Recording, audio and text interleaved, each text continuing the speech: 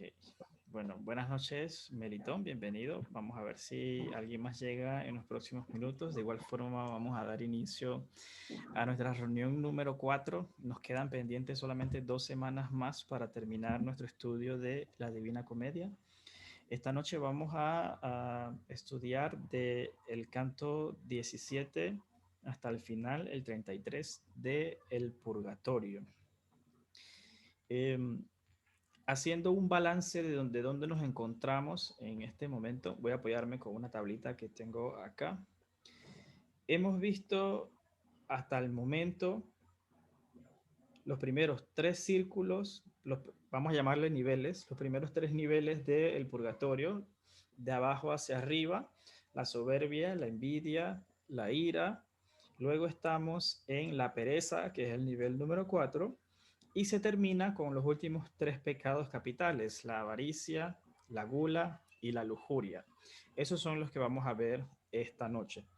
Pero como Dante es muy simbólico, hasta en las cosas que hace, en este canto, el 17 e inicio del canto 18, él da una razón por la cual él clasifica los pecados de esta manera. O sea, él dice que hay un orden detrás de todo esto y nos hace le podemos llamar una interpretación filosófica de la naturaleza del amor. Está contenida al final del canto 17 y el inicio del 18. Yo he hecho algunas anotaciones como para resumir eso que él dice. En resumen, los primeros 3 pecados, los primeros 3 niveles, se trata de el amor que se inclina hacia el mal. En este caso es hacia el mal de las otras personas.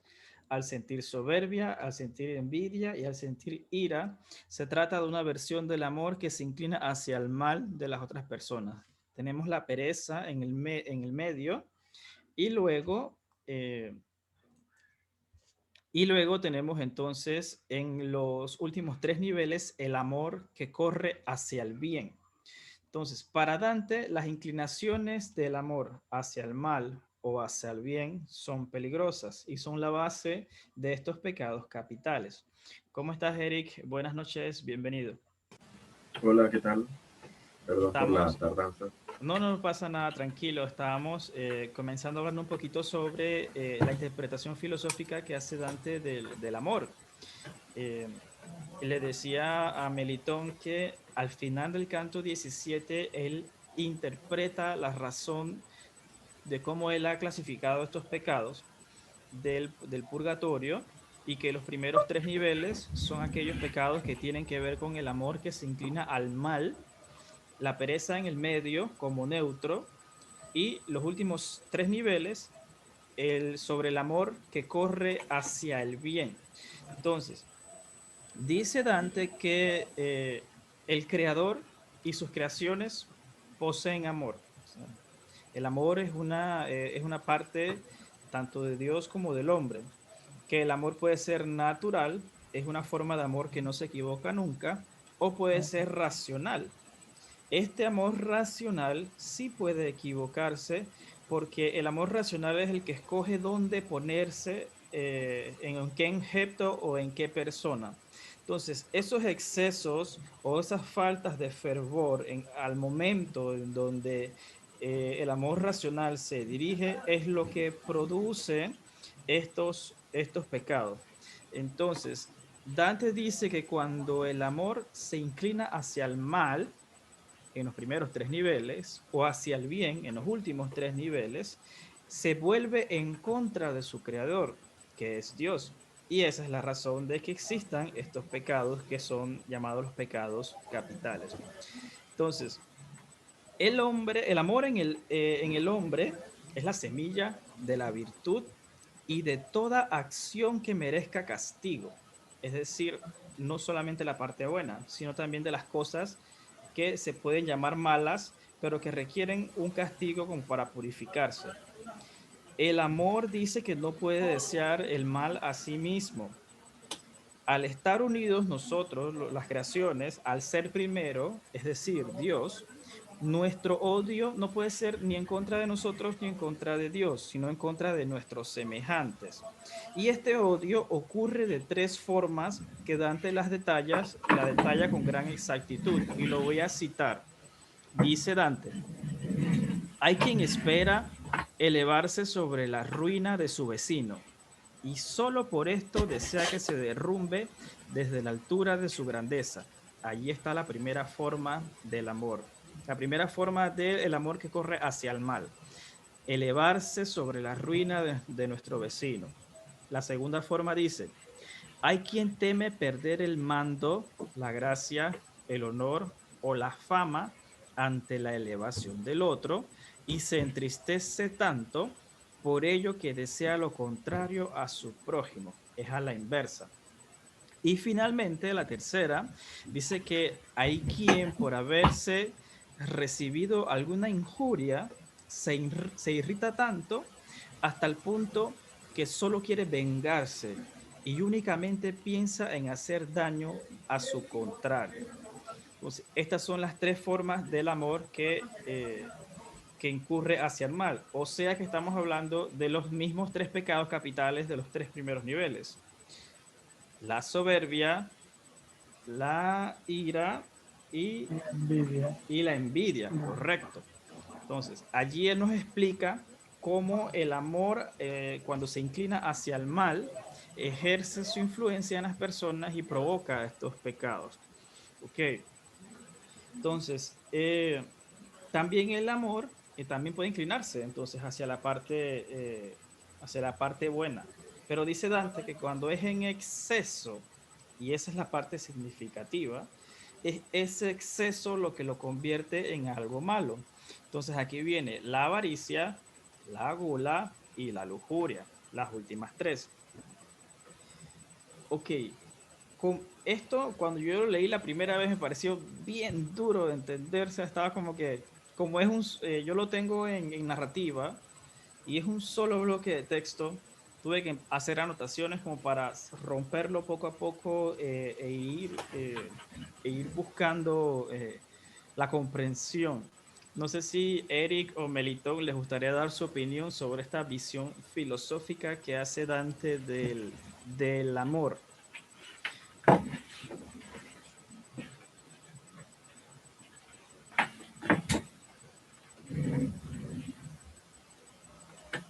Ok, él,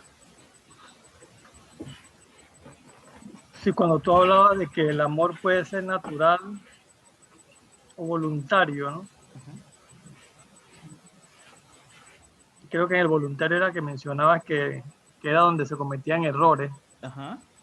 Y él ahí creo que hablaba también de quién venía a ayudarnos en cuanto a eso, era como a protegernos y él hablaba de la razón. Él hablaba de la razón y del libre albedrío que tenemos. Para Es protegernos de los excesos. de los excesos. Siempre se habló de libre albedrío, o sea, que nosotros somos los que podemos decidir hacer las cosas buenas o malas. Y, y eso es lo que yo leí y entendí ahí, ¿no? Que en base a ese filtro que podemos tener con la razón, podemos tratar de no caer en esos errores, esos excesos. Así es. Me llama la atención la palabra exceso porque usualmente nuestra cultura occidental nos hace ver la vida en una u otra. ¿Es negro o es blanco? ¿Es esto o es lo otro? Entonces, al enfocarse tanto en los excesos, eh, nos da a entender esa visión de la moral, vamos a llamarlo de esta manera, que no se inclina ni por un lado ni por otro lado, sino que castiga es el exceso. Y eso es bastante interesante porque estamos hablando de la época medieval. A pesar que durante toda la obra Dante es muy firme con sus ideas, vamos a llamarlas cristianas, eh, colocan el infierno a todo castigo que esté dentro de su visión del mundo. Eh, nace este purgatorio que como sabemos son ideas muy particulares de una fe religiosa concreta y él sigue insistiendo que en todas sus creencias y en todas sus ideas pero en este momento se enfoca en el exceso, que eso es algo que digamos que puede ser muy útil para nuestro momento actual. No, a veces lo malo no es algo, sino su exceso. Y también luego de hablar de todo esto del amor, él se enfoca en el deseo y él intenta explicar cómo funciona el deseo en los seres humanos. Nosotros, la última lectura que hicimos del Arco y la Lira, ahí también hablamos bastante del deseo. Y para Dante, yo hice algunas anotaciones aquí de lo que él dice que cómo funciona el deseo en nosotros. Él dice que el alma ha sido creada con predisposición al amor. Se lanza hacia todo lo agradable tan pronto es incitada por el placer a ponerse en acción. Luego dice que nuestra facultad aprehensiva, esa es la palabra que él utiliza, para nosotros eso se puede entender como la cognición, o sea, nuestra facultad de relacionarnos con el mundo. Dice Dante que esa facultad recibe la imagen del objeto exterior y luego la desenvuelve dentro de nosotros, dirigiendo nuestro ánimo hacia dicho objeto. Y si al hacerlo nosotros nos abandonamos a ese objeto que hemos visto del exterior, ese abandono es amor. Y ese amor es la naturaleza que de nuevo se une a nosotros por efecto del placer. El alma se entrega al deseo por acción natural, que es el movimiento espiritual, y no sosiega hasta que goza de la cosa amada. Es decir, el deseo no se acaba hasta que se cumpla o se logre y se finiquite dentro de nosotros. Esta interpretación dantesca del deseo también es interesante porque él dice que tenemos nosotros estamos predispuestos al amor, y él sigue enlazando el amor con el deseo, porque él dice que cuando nosotros vemos algo, lo llevamos dentro de nosotros, y el abandono de nosotros hacia ese algo que ya tenemos dentro es lo que constituye el amor. El amor es abandono, abandono de nosotros mismos hacia otras cosas. Por aquí estamos hablando del amor racional o voluntario, como decía Melitón. Entonces, este es el tipo de amor que dice Dante que puede equivocarse en el exceso, tanto por lo mucho o tanto por lo poco. Tiene que mantenerse siempre en un nivel, en un rango, digamos así, aceptable. Entonces, el deseo es curioso porque muchas culturas humanas han intentado interpretar la forma como nosotros sentimos el deseo. Algunos inclusive dicen que el hombre es nada más que deseo, porque siempre deseamos. Se cumple ese deseo y queremos otro más. Infinitamente vamos a querer siempre más hacia adelante. Algunos otros dicen que tenemos que luchar con este deseo, que tenemos que refrenarlos, que tenemos que negarlos. Hay otros que dicen que tenemos que expresarlos. Me gustaría oír de algunos de ustedes, pues, cómo ustedes ven el deseo en el ser humano o qué podemos hacer nosotros para llegar a una mejor comprensión de esto que somos prácticamente nosotros mismos, una comprensión del deseo. ¿Qué les parece a ustedes?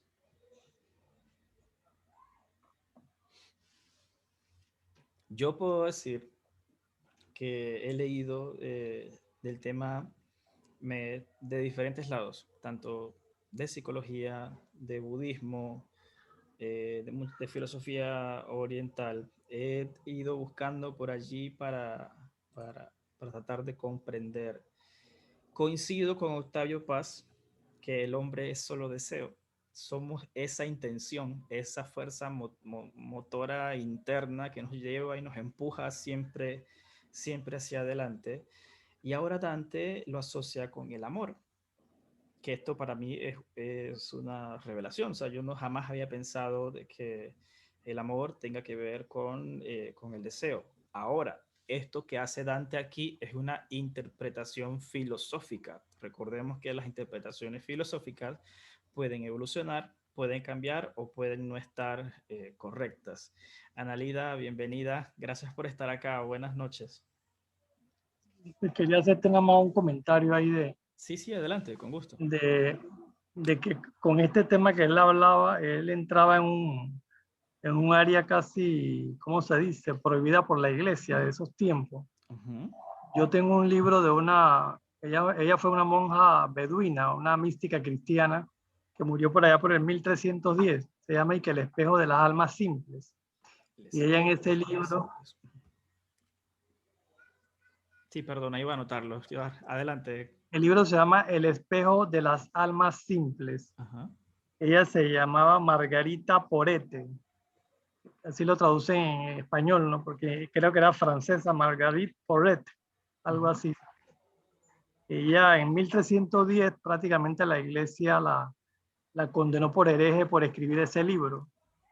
Y en el libro ella habla de todos estos temas, de la dama del amor, de la razón, y me sorprende que esto lo está hablando Dante y al menos él se logró escapar, ella no. A ella le prohibieron el libro y por no dejarlo de publicar, la quemaron en la hoguera.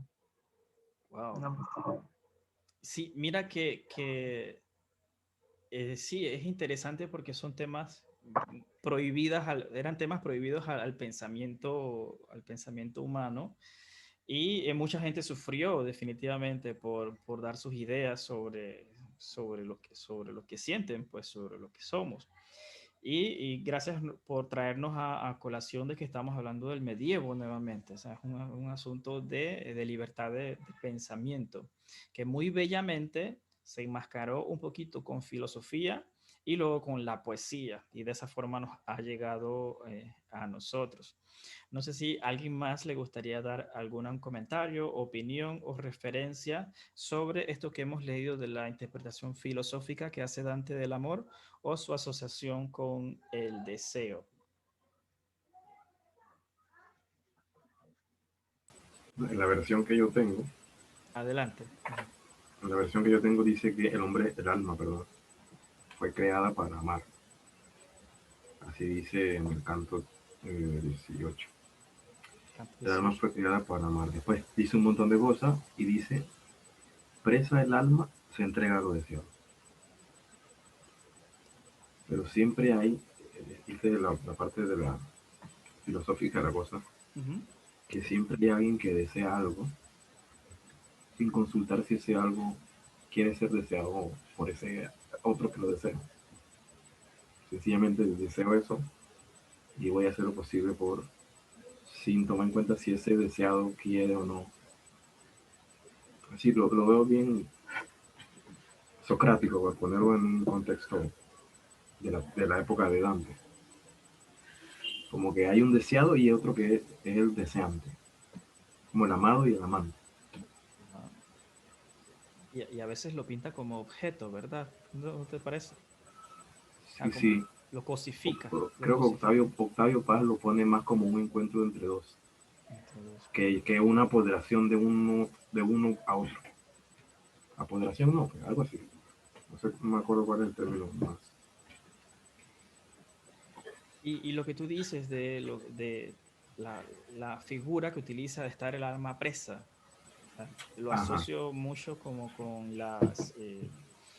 nuestras capacidades, nuestra voluntad, como que se ve mermada o cegada nuestra voluntad, nuestro raciocinio se pierde al deseo. Así lo veo yo. Sí, pero no, pero dice algo importantísimo.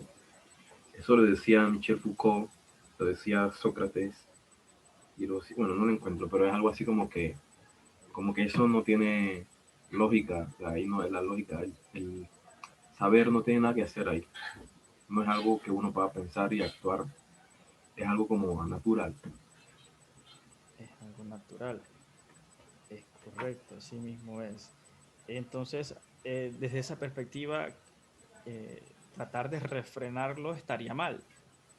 como sabemos, hoy hay religiones que están basadas precisamente en eso, en el refreno de los deseos. Y lo que Dante nos quiere dar a entender con el purgatorio, que son pecados, nos está hablando de eso, del refreno, de no irnos al exceso. Y como vamos a ver más adelante, nuestro poeta viajero tiene mucho que ver con el último nivel, con el nivel de la lujuria, pero eso lo vamos a ver un poquito más adelante. Analida, ¿usted cómo ve el deseo en el ser humano? ¿Desde qué perspectiva usted lo analiza? Y si acepta bien usted este análisis que hace Dante de asociarlo con el amor, con el exceso en el amor.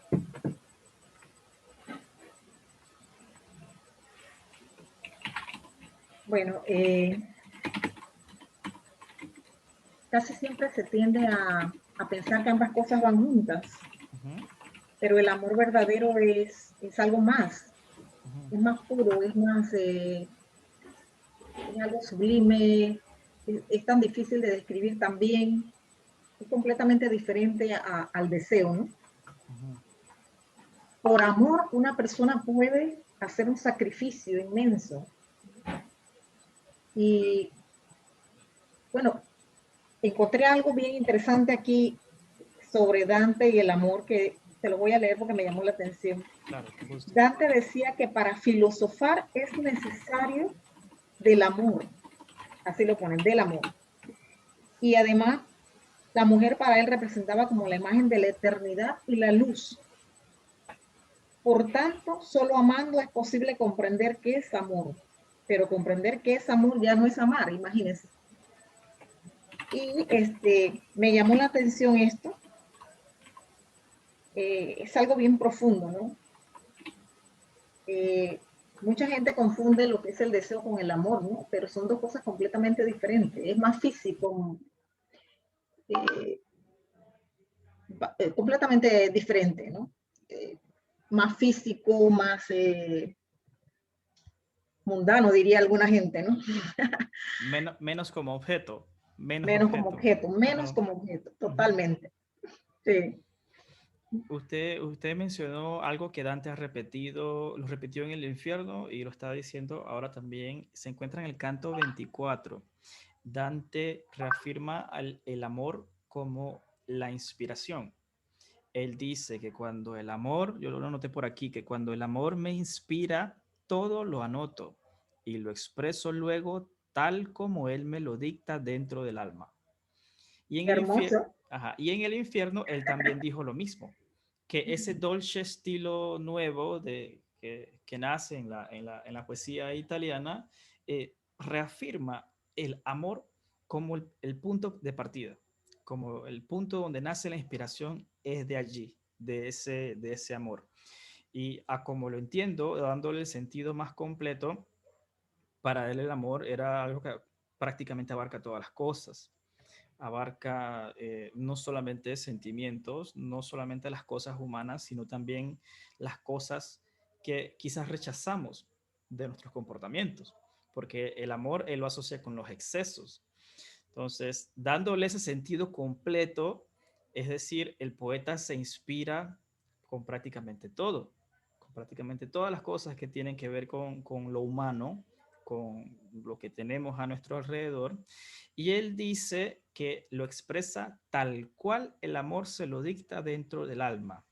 Y luego él tiene unas conversaciones con otros poetas a los cuales él dice que esos poetas no lograron la cumbre de su éxito precisamente porque no lo escribían tal cual el amor se los dictaba dentro de ellos. Y esto puede servirnos a nosotros como poetas cuando escribimos. ¿Alguna vez ustedes han sentido la necesidad de cambiar un verso por refrenar la idea que contiene, que no salga así al exterior? ¿Han sentido la necesidad de cambiarlo, de quitarle un sentido, que sea un poquito más maquillado? ¿O ustedes lo escriben y lo sienten y tal cual lo publican o lo comparten? ¿Les ha pasado antes? A veces sí y a veces Ujú. lo sigo puliendo en diferentes ocasiones, incluso mucho tiempo después me lo encontré y digo, me pongo a analizarlo nuevamente, Ajá. pero a veces tal cual, en el momento tal cual salió, es lo que quise expresar. Otras veces también me gusta dejar como algo muy sutil para que el que lo lee interprete a su gusto, capte algo allí. Es como un poquito pícaro, jugar con las palabras, me encanta. ¿Y usted cree que alguna vez le ha cambiado el sentido a un verso por preocuparse de lo que vaya a pensar otra persona o preocuparse por lo que vaya a sentir otra persona? Eh, quizás, ¿Es pero así? no muy frecuentemente. No muy No es algo muy frecuentemente. frecuente. Sí. Así es. El consejo es bastante, para mí me parece un consejo grandioso ese de escribirlo, sentir el amor como inspiración y luego hacerlo tal cual viene de la inspiración. Obviamente una obra poética requiere una revisión, digamos, de aspectos técnicos, de asuntos gramaticales o que podamos nosotros darle un formato específico para compartirlo o publicarlo. Pero el sentimiento en sí ese es el que debe quedarse íntegro dentro del poema. Melitón, ¿qué le parece a usted?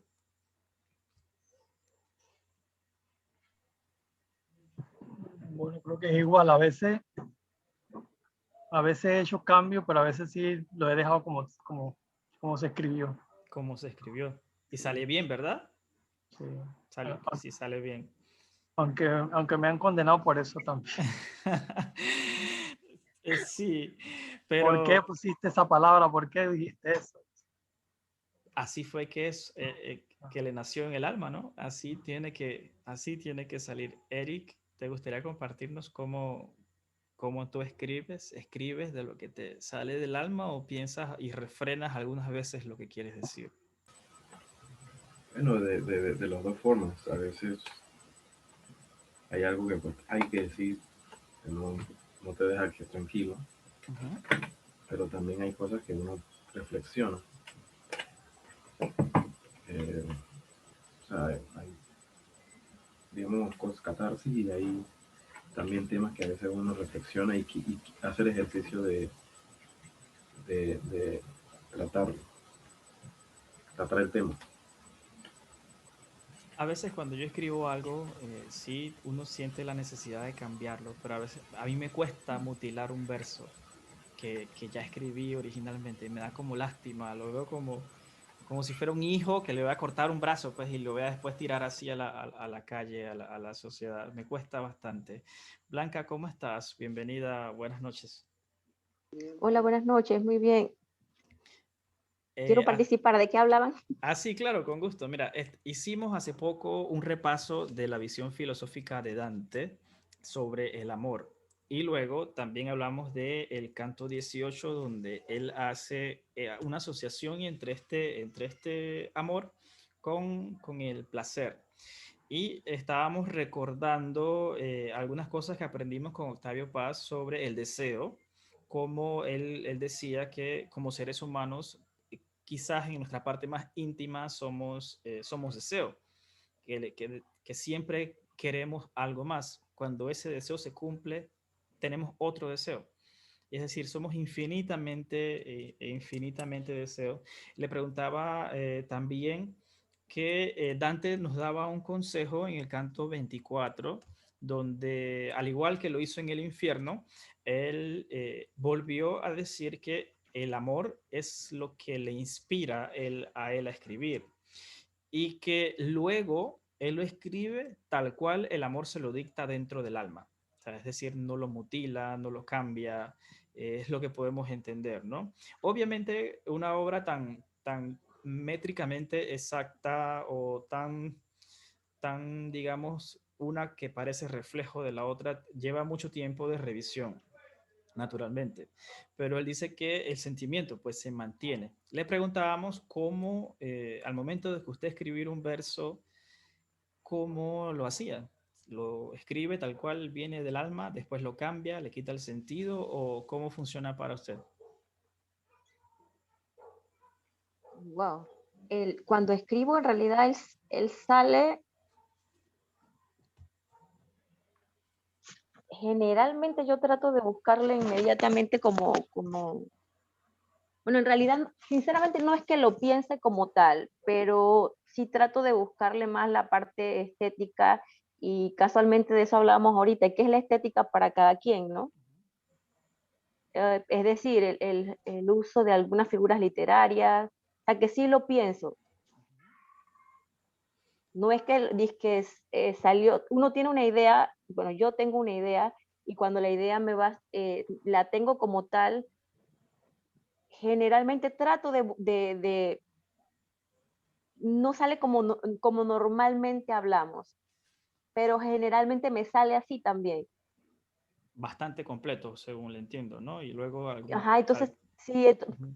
si bien es cierto, cuando uno lo vuelvo a mirar, ya no sé si por la costumbre de hacerlo, yo voy ahora tratando de quitarle las benditas rimas y demás, pero obviamente lo voy haciendo después, porque me voy dando cuenta que si sale y si estoy, por ejemplo, si yo participo llámese en un taller y me dicen evitan hacerlo, yo lo voy, pero después que lo veo, sí me gustó y sí es difícil cambiarlo.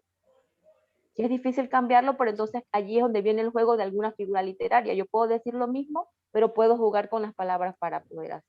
Correcto. Con el aspecto técnico, digamos así, el aspecto técnico del poema. Excelente. Muchísimas gracias, Blanca, por tu participación.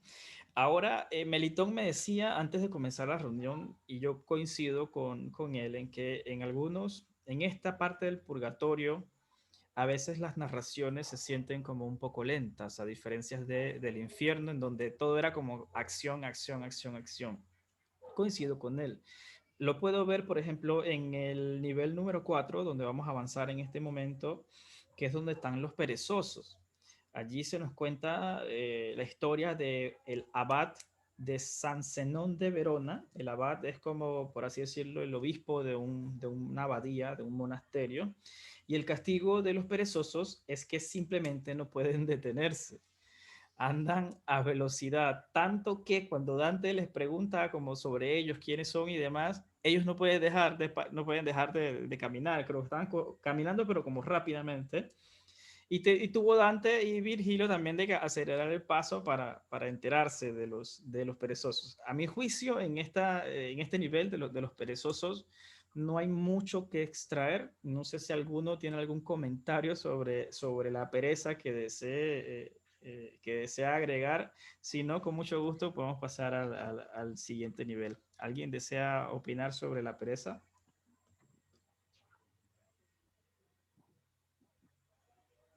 Bueno, ¿No? no en realidad tanto como la Ujú. pereza, pero sí darme cuenta que lo que le ocurre a los perezosos aquí es precisamente todo lo contrario, que es lo que se ha dado en todos los demás pasos.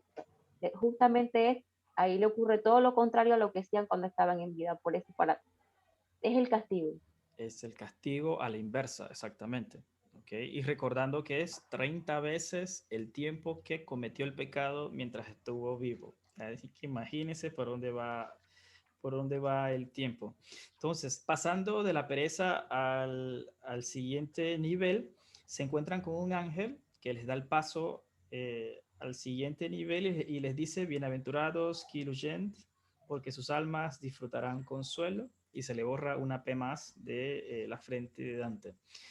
A mí me parece que cada vez que Dante describe un ángel, hay algo, él sabe llevar esa majestuosidad que tenemos nosotros en nuestro imaginario colectivo sobre los ángeles y logra transmitirlo. Y siempre le cambia algo y dice algún otro detalle, algo sobre su aspecto luminoso del rostro, sobre la forma de sus ropas, que llama bastante la atención.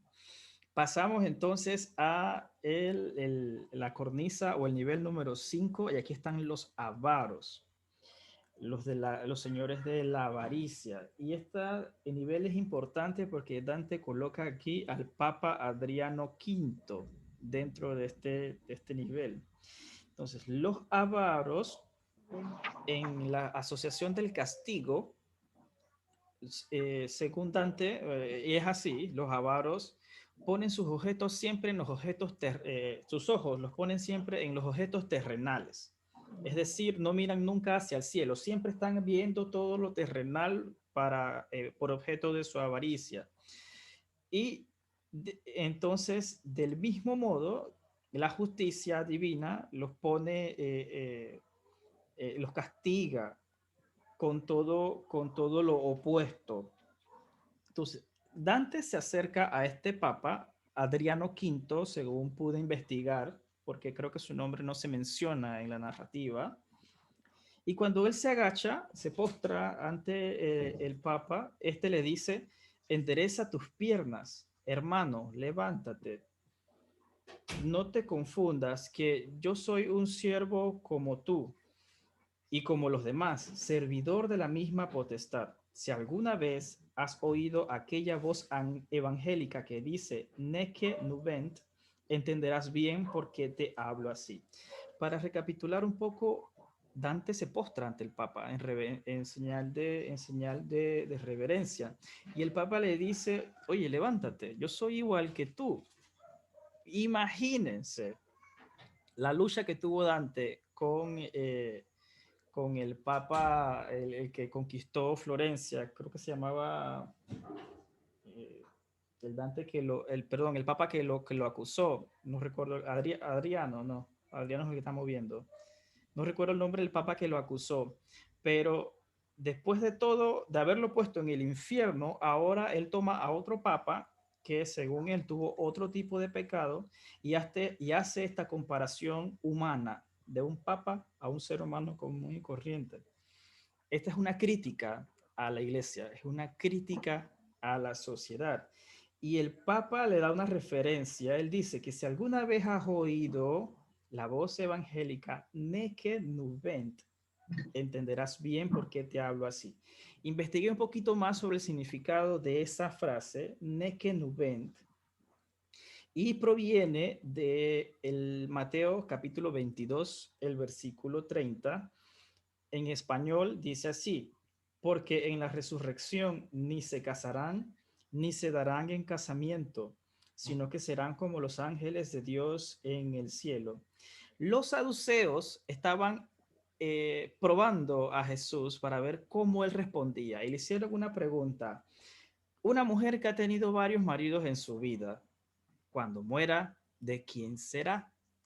¿Será mujer de quién? Si ha tenido varios maridos en su vida. Jesús le responde de que en la resurrección ni se casarán, ni se darán en casamiento.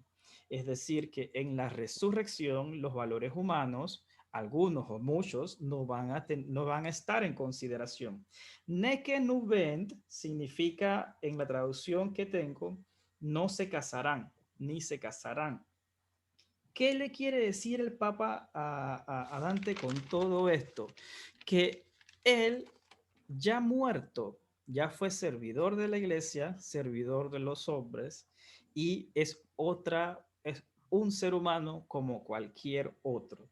Dante destruye ese ego y ese orgullo papal que durante mucho tiempo ha hecho mucho daño tanto en la Edad Media, y le recuerda al Papa su verdadera humanidad como la de todos nosotros, lo iguala, a pesar de ser un asunto doctrinal, un asunto religioso de bastante envergadura.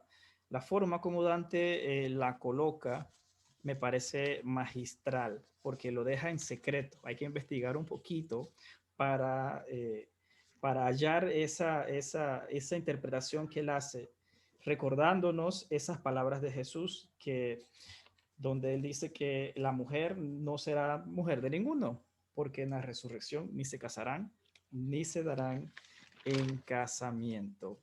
No sé si alguno de ustedes tiene alguna opinión sobre la avaricia o sobre el Papa Adriano V que les gustaría compartir.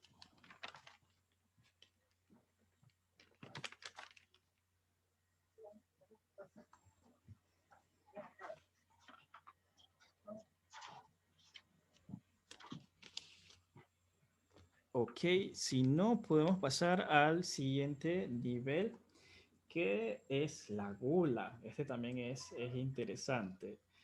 No sé si algunos recuerda qué descripciones nos daban de la gula, cómo estaban estas personas en el purgatorio. ¿Alguien recuerda?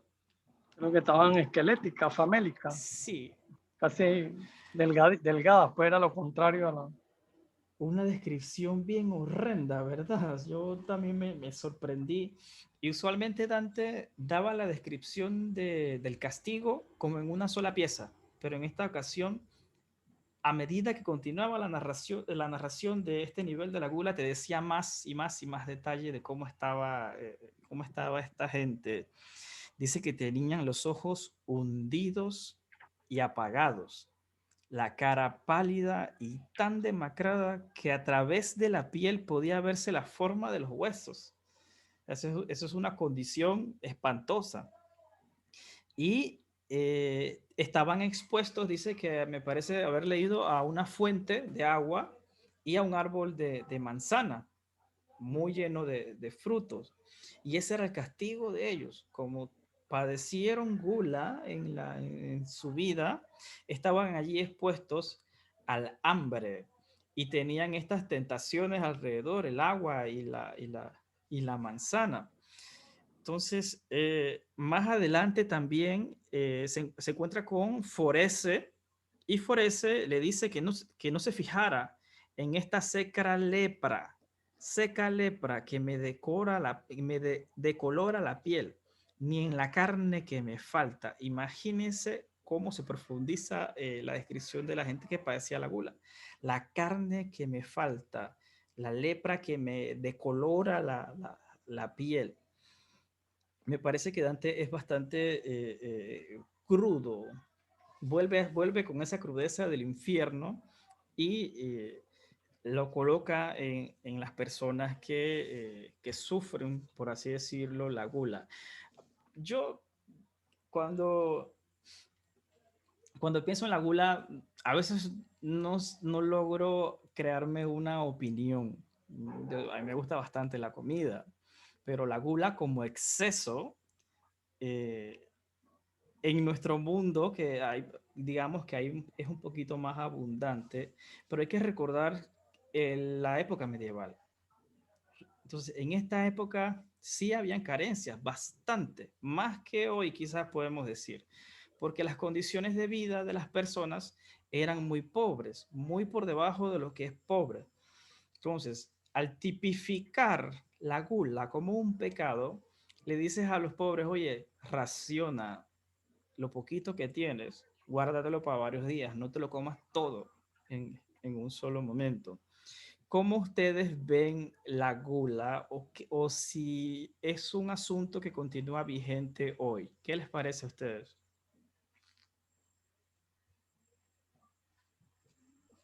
Dependiendo lo ubique, porque Ajá, si lo ubico, por ejemplo, si es, en ese momento era lo de la edad media, ahora nos vamos igual. Por ejemplo, si aún, por ejemplo, en la iglesia, los ujú, sacerdotes y todos estos jamás le iba a faltar el pan.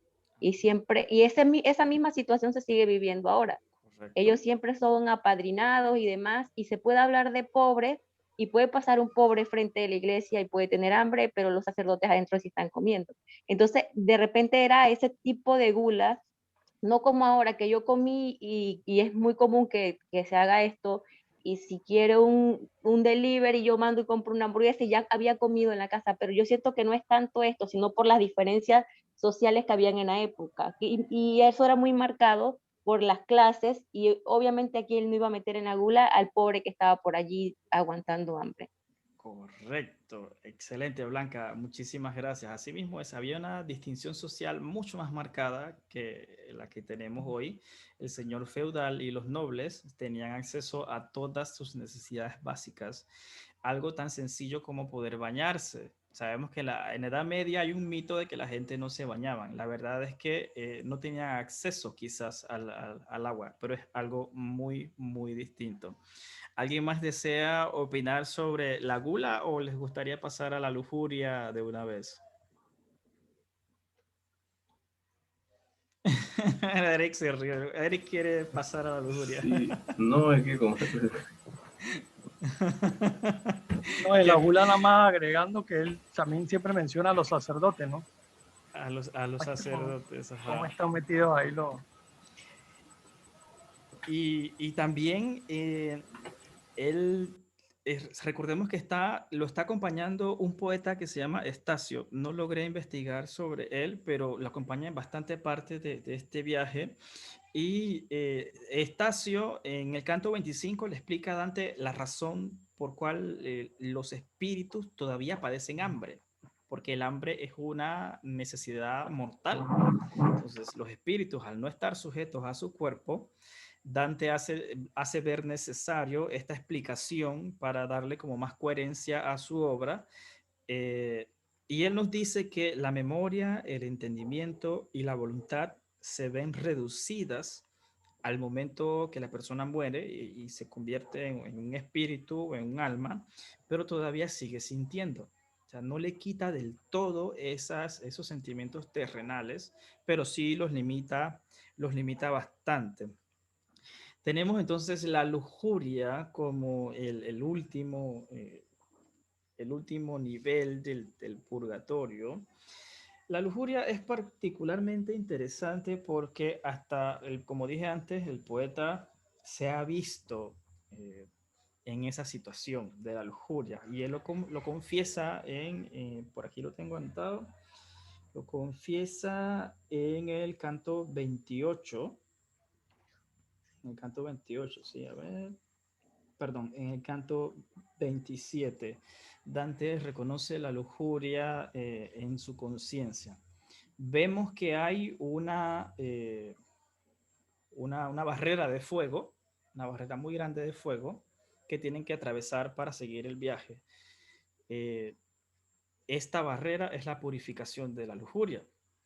Y Dante, cuando Virgilio le dice que lo siga para cruzar, él, él dice sentir temor basado en su conciencia. O sea, él no nos dice qué hizo con la lujuria en su vida, pero su conciencia le hace dudar de cruzar las llamas porque tuvo miedo de quemarse.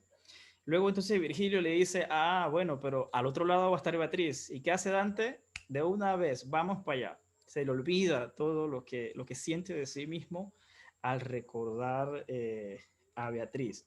El pecado de la lujuria eh, dice, no recuerdo el número del canto, pero dice la anotación, que la lujuria está basada porque el castigo en esa zona es porque las personas eh, no han observado la ley humana, sino que se han dejado llevar por su propio apetito, al igual que las bestias. Y aquí trae el tema del cual me gustaría preguntarle. La moral muy discutida desde muchos ámbitos filosóficos, religiosos, del pensamiento, etcétera.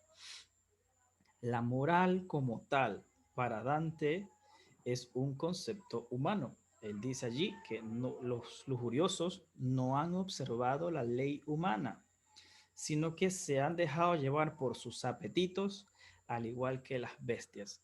Y eso es algo muy interesante porque la moral siempre ha sido un concepto filosófico, ya lo hemos hablado antes en nuestras reuniones, pero nuevamente me gustaría tocar el tema. La moral es un principio humano, es literalmente humano. Por eso es que la moral varía tanto de persona a persona como de país a país o como de clase o clase. En Oriente hay ideas de la moral muy radicales para nosotros. Aquí mismo en América Latina hay países donde la moral es un poco más ancha que para nosotros acá en Centroamérica. Por no decir Europa u otros lugares que tienen la moral un poco más expandida. Entonces la moral es una idea humana. Me gustaría oír qué opinan ustedes sobre la moral. Y recuerden que Dante ha reordenado estos pecados y dejó la moral arriba, en la última cornisa más cerca de Dios. Recuerden que los pecados desde la base empiezan el más grave hacia el más leve. ¿Por qué la lujuria es considerada por Dante el pecado, un pecado leve? Él mismo se confiesa que pecó de esta manera durante su vida. ¿Y por qué la moral es un concepto humano y no un concepto divino? Tres preguntas grandes para ver para ver qué ideas tienen ustedes sobre la moral. Pueden escoger la que deseen. ¿A quién le gustaría comenzar, Eric? A ver cómo usted ve la moral Como algo impuesto impuesta. por alguien que quiere que uno interprete la realidad de la manera que ese alguien pues quiere que sea. Sí, la moral.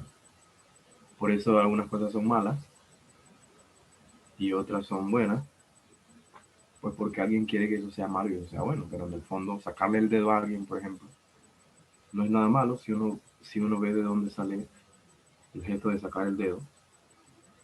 Es lo mismo que usar un ese ojito azul que usan algunas personas, esa pulserita roja que usan algunas personas, algo defensivo en su origen, pero alguien en algún momento dijo que sacar el dedo es malo. Y entonces se estableció que eso es malo. Y así se han formado todos los conceptos. O sea, la moral es algo que alguien construyó a su conveniencia, ¿no? La homosexualidad, por ejemplo, es mala, pero antes bueno, era más libre que ahora, dependiendo de estés. ¿Por qué eso es malo? Porque eso le importa al que tiene el poder. Tiene que ser hombre y mujer, y la mujer tiene que parir, y el hombre tiene que trabajar. Esa moral funciona, en ese marco funciona eso. Si no fuese así, se desordena todo y el que tiene el poder lo va a perder. Ya no nos van a controlar. No es de que un Bill Gates que está escondido ahí, no, hay un montón de conceptos que están amarrados, así se interpreta el poder. No como un monstruo que está ahí escondido. No, no, eso es fantasía, pero la moral define mucho porque en el fondo es lo que cómo uno se siente. Estoy haciendo mal, estoy haciendo bien, y eso influye en cómo uno se comporta, qué hace y qué no hace. Uno actúa en función de lo que está mal y lo que está bien. Digamos, matar está mal en cualquier, o sea, no matar, sino meterse con la libertad de otro. O sea, matar y todo lo que implica meterse con la libertad de otro está mal. ¿Por qué? Bueno, allá ahí sí estamos hablando de moral per se. ¿Por qué? Bueno, no sé, habría que pensar esa parte, sí, no sé, pero si pienso que las partes de la moral son cosas que están hechas porque alguien quiere, bueno, no alguien, no es alguien, pero el sistema de cosas quiere que las cosas sean así. Deduzco de lo que dices que la moral es un instrumento de poder, es un instrumento de Exactamente. control, es un instrumento de control para las sociedades. Nosotros aquí leímos la epopeya de Gilgamesh el mes pasado y también tocamos el tema de la moral porque nos encontramos que existía la prostitución sagrada en los templos de la antigua Sumeria y era algo defendido tanto por la sociedad como luego, posteriormente fue defendido por el Código de Hammurabi. El Código de Hammurabi, del rey Hammurabi, es el primer código civil o penal que tenemos en toda la historia. Está escrito y nos llegó de forma íntegra a nosotros y allí se defendía la prostitución sagrada. Y tal como dice Eric, la moral cambia de sociedad a Yo, sociedad, es, de ese, tiempo a tiempo. ese código de moral, más que como moral, yo lo veo como política. Política en el sentido de organizar las interacciones de las personas. O sea, si no nos organizamos, esto es Pierdo una el locura. poder. Sí, imagínate que fuese ilegal todo, pues no se puede vivir tranquilamente. Y o sea, para mí tiene un sentido político el código Hammurabi y todas esas cosas, como ordenamiento, como que vamos a ponernos todos en sintonía, no como una cosa de poder tipo hombre con hombre no, mujer con hombre sí, y ese tipo de control que no tienen ningún sustento. Eran decisiones, sí, políticas para que les ayudaba a mantener a la gente como en orden y en calma, que garantizara al rey y a su posteridad continuar siendo reyes y administradores del lugar. Entonces sigue siendo un instrumento, sigue siendo un asunto humano, sigue siendo algo de control. Gracias, Eric. De verdad que estoy de acuerdo totalmente contigo con lo que tú dices sobre tus opiniones de la moral. Esto es un tema que quizá requiere un debate, pero solamente el tema ese, un análisis muchísimo más profundo. Sí, Y, digamos, el referente más grande de poder es Michel Foucault. uh-huh. Leer a Michel Foucault o verlo o escucharlo es poder, poder aquí, poder allá Uh-huh. y allá. Así es, nuestra historia es eso, es la historia de un grupo que es dominado y la historia de otro grupo que es el que domina. Así se puede resumir la idea de nuestra historia, siempre es así. Alguien quiere tener el control sobre el otro y por eso impone y hace cosas. Lo vemos en Panamá con la pandemia. Se han hecho recortes exagerados a los derechos humanos, a la libertad de movimiento, a la libertad de tantas otras, de todas estas otras cosas que nos han sesgado y nos han vendido una idea. O sea, quizás podemos diferir en este asunto, pero siempre es eso, un instrumento de control. ¿Alguien más le gustaría dar su opinión generalizada de la moral?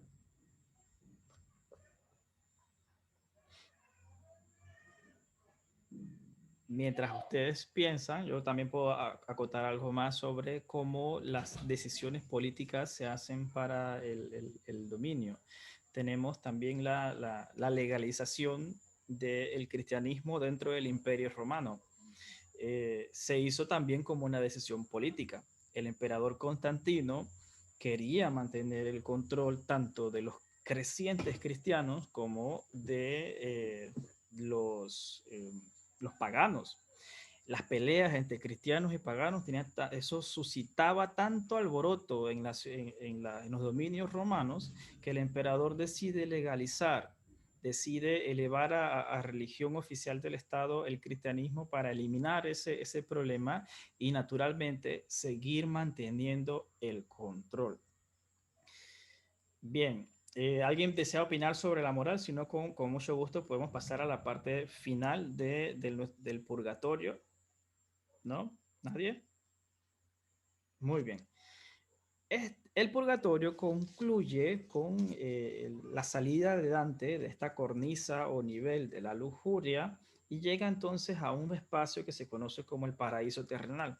Este paraíso terrenal no hace referencia al paraíso como tal, sino que es un nivel adicional dentro del purgatorio. O sea, ya han pasado todo el proceso de limpieza y ahora van a pasar el proceso de purificación. Y aquí vamos a ver cómo se hace.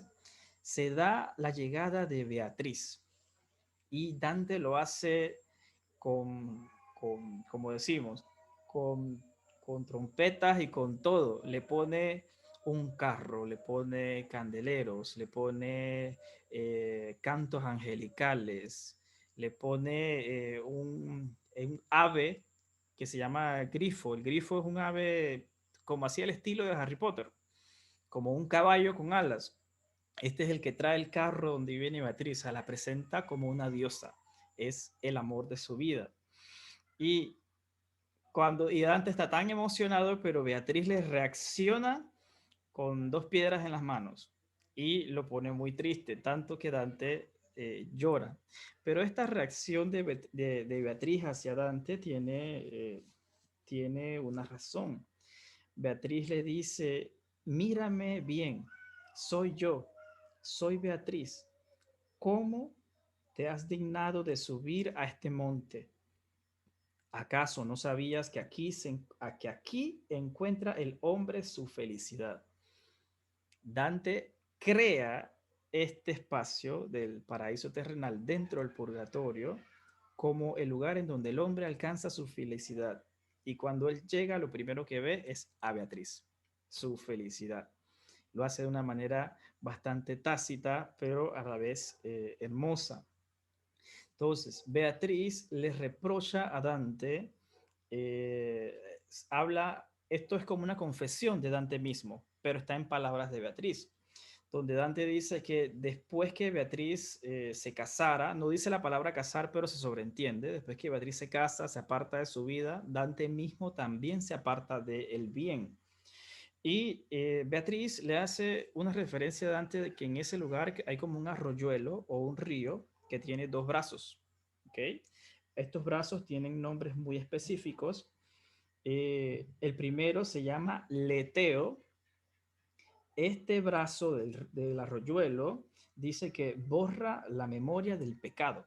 Ya después de haberse purificado en todo el purgatorio, sumergirse en el leteo te borra la memoria, es decir, ya no vas a recordar que pecaste. Estamos en el canto 28.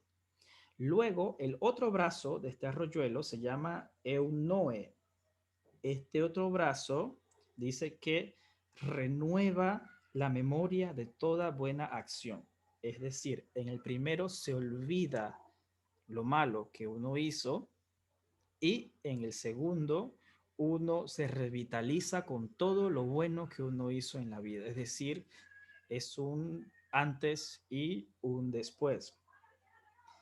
Entonces, Dante ingresa, Beatriz lo lleva a el primer brazo del río, el Leteo, donde él se sumerge, pero todavía no se le borran las cosas.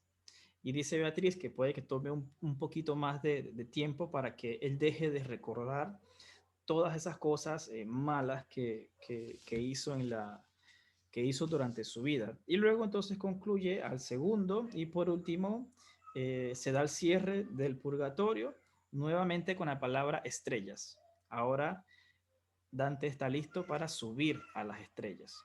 En el infierno él concluyó que él estaba listo para ver las estrellas. Ahora es hacia subir a las estrellas en una clara referencia hacia el cielo.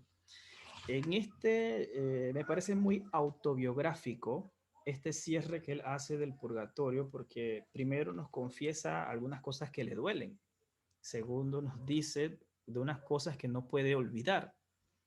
Y crea este espacio donde él se purifica y hace la entrada al leteo para olvidar esas cosas que él siente en su vida. Me parece que nuestro poeta es muy duro consigo mismo. Bueno, nadie sabe la dimensión de estas cosas que le pesan bastante, pero yo sí creo que está siendo muy duro. Se da plomo ahora a él mismo. Y Beatriz le dice que por haberse desviado en su vida, Dante, del camino del bien, el pecado de él se le castigaba con lo inverso. Ahora tenía que recorrer todo esto del infierno y del purgatorio y ahora del paraíso. Tenía que recorrer la vía del bien. El propio Dante se autoflagela con su propia visión. Los pecadores de ciertas cosas se le castiga con lo opuesto. Y él, por haberse apartado de la vía del bien, recuerden el canto 1, donde él dice, por haberme apartado precisamente de la vía, dice, le corresponde ahora a él recorrer el sufrimiento de las demás personas por medio del infierno y el paraíso. Y hasta acá llega el purgatorio. Beatriz y el amor. Dice Dante, Dante menciona a Beatriz como el amor antiguo. Para Dante, Beatriz representa como su primer amor. Representa un amor antiguo que no envejece. Y él usa esa palabra, el amor antiguo. Yo no sé si a ustedes les gustaría dar alguna opinión sobre si estas formas de amores primeros o de amores antiguos todavía pueden persistir o si esta es una interpretación poética que hace Dante de aquel amor que él sintió por Beatriz. Quizás los dejo mucho, los exhibo demasiado si les pregunto esto, pero no sé si alguien se anima a compartirlo. ¿Se olvida el primer amor? ¿Se puede olvidar? Ah, Nalida se echó a reír. Yo creo que ya tiene algo que decir. Ah, no. No sé de qué me estás hablando. No sabe de qué estaba hablando. Bueno, estaba viendo que Dante y Beatriz se conocen desde niños. Se confiesan. Entonces, llevan toda una vida juntos, ¿no? Me imagino que él la exalta tanto, la idealiza tanto, y bueno, ese es su único amor prácticamente, Ajá, pero su ese, primer y único amor. ajá, pero imagínense si él se casó después, creo que tuvo 2 hijos, ¿no? Dos hijos creo que tuvo después, si mal no recuerdo. Y todavía insiste en Beatriz, todavía, Ajá. hasta el final, hasta el final, hasta el final. ¿Qué le gustaría decir a Blanca? Precisamente, yo sinceramente sí sufro la obra cuando él menciona a Beatriz, porque Ajá. si él se casó y yo hubiera sido la esposa y me doy cuenta de ese escrito, para mí eso iba a ser desgarrador. O sea, él vivió Correcto. conmigo, tuve sus hijos, fui quien estuve ahí, si tuvo que pasar hambre, lo que sea con él, para que él escriba todo un libro y que para colmo pasó a ser un clásico y que no me mencione sino al amor de su vida que no fui yo. Yo sinceramente lo sufro. Y obviamente tiene mucho que ver con la personalidad de cada quien, pero a mí me parece como que Dante, ¿por qué hiciste esto? No sé, yo lo veo así, lo sufro. Sí, claro que sí. Dante es fiel al amor. Yo puedo verlo así. Él es fiel a ese sentimiento. Independientemente que le haya hecho su vida en muchas otras ciudades y lugares después de Beatriz, según entiendo, fue muy doloroso para él cuando se enteró pues, que Beatriz se había casado, pero obviamente tenía que continuar su vida, pero no la deja de querer. Entonces, el amor persiste para Dante en lo que nos está diciendo hasta mucho más allá de la muerte, hasta mucho más allá que trasciende, pues. Y quizás es una manera poética de decirlo, que el amor trasciende. Sin embargo, es un sentimiento que, como vimos, domina. Hemos visto aquí que domina bastante al ser humano. La ciencia hoy lo estudia y lo interpreta de una forma química muy concreta y dice lo mismo. El amor hace que nuestros procesos mentales se depriman durante un tiempo y eso es lo que nos causa esta sensación de que todo es color de rosa. Entonces, me gustaría concluir mi opinión sobre el amor. Quizás el primer amor no se olvida, y voy a decir quizás, por no decir que no o que sí. Quizás para algunos sí, para otros no. Porque esa primera persona de repente nos hace experimentar las dimensiones del amor. Y quizás como es algo nuevo, crea una impresión mucho más grande en nosotros. No sé si me doy a explicar con lo que quiero decir. Es la primera vez que conocemos el amor, es algo nuevo para nosotros. Todo lo nuevo nos atrae. Así que me parece maravillosa la forma como Dantes cierra esta parte del purgatorio con Beatriz. Les doy el espacio a ustedes si desean dar alguna opinión sobre el amor de Dante por Beatriz o sobre el cierre de la lectura del purgatorio.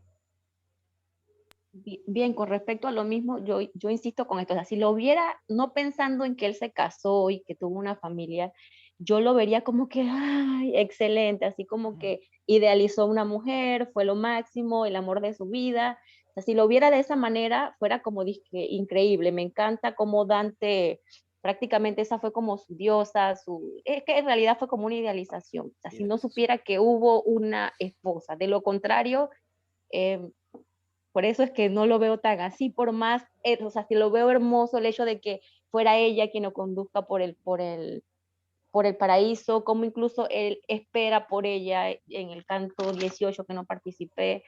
Ya desde ahí venía ya hablando de Beatriz, empezó de que él había descubierto el amor, porque todo ese aspecto, así lo veo así me parece hermoso, pero cuando llega al otro punto, Y Virgilio usa siempre a Beatriz para empujar a Dante cuando Dante tiene miedo de hacer una prueba o de saltar o de montarse a la espalda del monstruo en el infierno. Usa a Beatriz para empujarlo. Y él de una vez queda cegado completamente y dice, vamos para allá. En el verso anterior tenía miedo y estaba horrorizado, pero apenas escucha a Beatriz, pierde todo y tiene ganas de seguir adelante. Eric, ¿le gustaría dar su opinión sobre esta visión, digamos, idealizada del amor? Bueno, me parece muy lindo, a pesar de la época donde se escribió este libro, Ujú. damos como una idea de cómo eran las cosas, ¿no? Sí, No piensa que era como frío o algo así, ajá. pero nada que ver. Es como el amor de nuestros papás, Mm, que en el amor de nuestros papás se veían unas cosas que quizás hoy no llegan tanto, pero sí, era una versión un poco más entregada, del amor. Y recordemos que Dante asocia al amor con el abandono. Él dice que cuando uno se abandona de sí mismo hacia el objeto o hacia lo que amamos, eso es amor, abandonarse. Abandonarse quizá de nuestras ideas, de nuestras creencias, de nuestra forma de vivir y de hacer, porque simplemente amamos a otra persona y le seguiremos dando vuelta al tema del amor porque es un asunto infinito que nos podemos acercar desde diferentes ángulos, pero que todavía no lo comprendemos del todo. Yo puedo concluir de esta manera. ¿Alguien más le gustaría dar su opinión antes de cerrar? ¿No? ¿Analida? Yo sé que usted se echó a reír cuando le pregunté sobre si se olvidaba el primer amor. ¿Ah? No, no, no inventes. No. Bueno, el amor es una fuerza increíble, ¿no? El amor logra cosas que quizás otros sentimientos no logren. Es universal. eh, También está afectado, pienso yo, por algunas culturas que tienen otra interpretación que para nosotros quizás no es aceptable, Ujú. pero bueno, es algo que no podemos nosotros decir está bien, está mal, porque es su interpretación, ¿no? No debemos juzgarlo, ¿no? Pero si es bien llevado, ese sentimiento logra cosas maravillosas, ¿no? Ojalá todo el mundo sintiese ese amor y no hubiese tanto odio, tantas guerras, tanta destrucción, porque uno se puede sentir amor hasta por una planta y uno la cuida y uno trata de que esté bien, así imagínate por un ser humano, ¿no? Sería maravilloso. Así Entonces, es. bueno, yo creo que todos tenemos la experiencia o un recuerdo grato de un primer amor. Todos lo tenemos, aunque digan que no, todos lo tenemos. Y nos marcó de cierta forma, bueno, algo nuevo que experimentamos en un momento de nuestras vidas como parte de nuestro desarrollo, ¿verdad? Y miren la carita de aquí de nuestro coordinador. Sí, yo lo dije, yo dije quizá. Pero es así, no se puede negar. Sí, sí, Y le sí. escribimos al amor, Le escribimos al amor, claro le que sí. escribimos al amor. Que viva el Porque amor. que viva el amor. Excelente. Gracias, gracias, Analita. Chicos, concluimos el purgatorio. Llevamos ya un mes estudiando. Vamos a la próxima semana a iniciar con la primera mitad de El Paraíso. Si alguno consigue alguna imagen, alguna referencia que tenga el dibujo del paraíso y la desea traer, con mucho gusto es bienvenido. Me gustaría hacer como un repaso general de toda la estructura del paraíso y entonces ahí vamos viendo cielo por cielo, porque ahora le llamamos así, cielo por cielo. Así que gracias por estar acá y que pasen ustedes muy buenas noches. Nos vemos el miércoles que viene. Gracias a ti y a todos. Ok, Con mucho hasta gusto. luego. Hasta luego. Adiós. Gracias por estar Chao. acá.